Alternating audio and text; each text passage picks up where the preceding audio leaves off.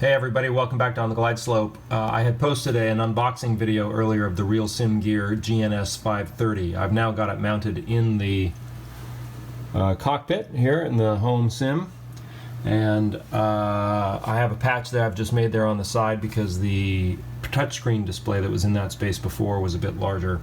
I also had to cut the panel hole to be just a bit higher, but on the whole it seems to be fitting in well. It just pressed into place.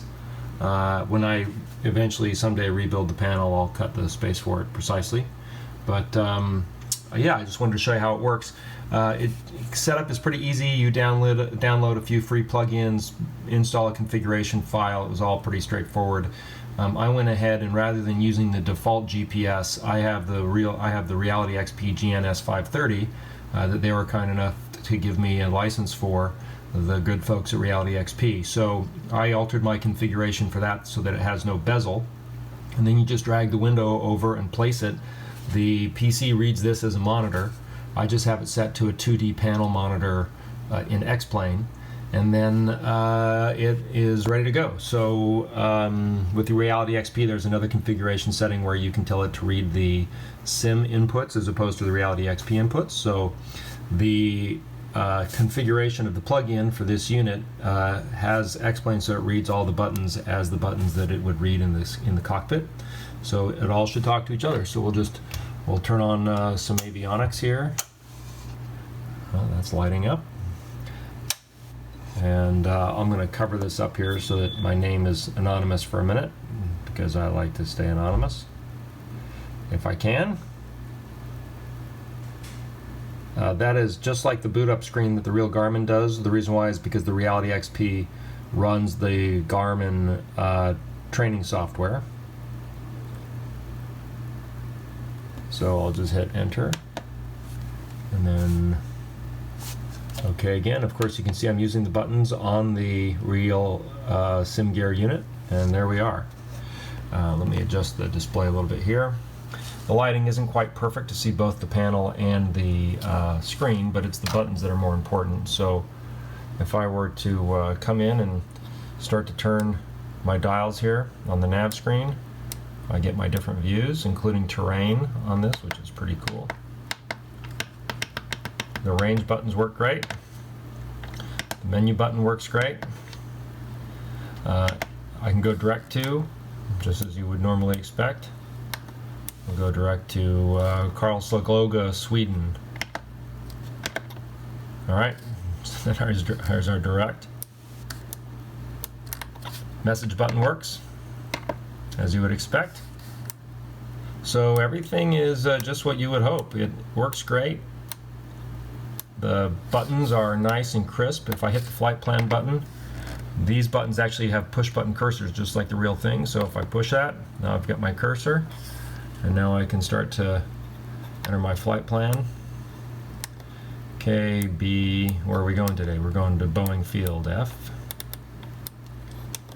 I. And then, there we go. Go direct to Boeing. And now we're direct to Boeing. So all the buttons work: GPS, CDI, the OBS button, message button, flight plan, nav, procedure, select approach, ILS 13R. Anyway, you get the point. As for radios, the dials here work great. The button to switch works great.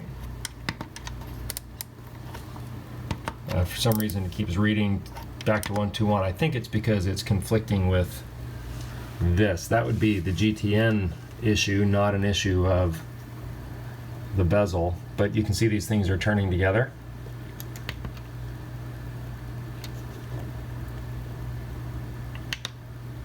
So that's something you have to work out between the software that talks to these units and those units. But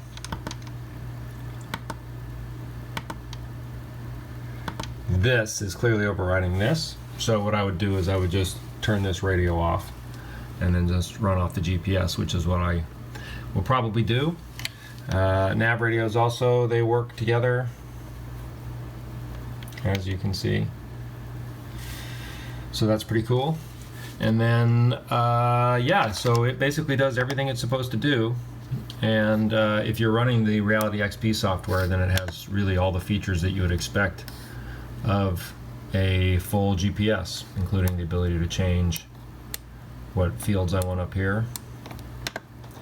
But the main thing is this unit itself. I'll go ahead and turn off the avionics. That it's a great piece of gear, really well built. Everything feels solid. It's the size and shape of the real thing as near as I can tell. Install is dead simple. You plug in the power, you plug in the HDMI cable, you plug in the USB cable. It has feet so that if you don't have, and if you saw my earlier video, it's a self-contained unit. There's no, if I go around the back, whoops. Sorry about that. If I go around the back, you can see that the unit is self-contained. It doesn't have a bunch of wires or PC boards. So it actually will sit on a desk. So if you don't have a home cockpit, it just sits on a desk and then you can continue to use it. You can use it just as your GPS interface.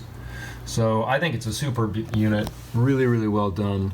You know, lots of kudos to RealSimGear. I hope they sell lots of these, because the ability to have a GPS unit like this that you can use in your home cockpit, that has a monitor, that is well built, that you don't have to 3D print yourself or put together from your kit, I think was a real need in the marketplace.